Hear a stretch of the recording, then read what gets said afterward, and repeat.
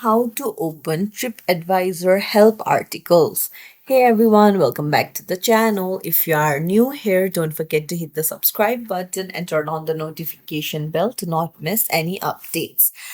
So, in today's video, I'm going to show you how you can explore through the articles posted by TripAdvisor to help you out. Let's dive right in. Open up any browser, head over to tripadvisor.com, and then in the home page, you can just scroll down and you can see TripAdvisor providing you various kinds of explore reviews and then articles that will help you out to choose where you want to travel, what will happen in those travels, the packages, and all.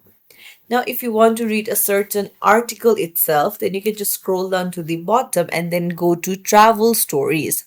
Now, here there will be a list of articles about what happened during the travels. You can tap on read more after you find the article of your choice, and then you can just go to the articles that will help you out to plan your trip.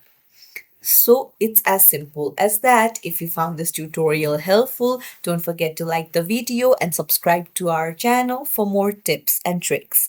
Thank you for watching.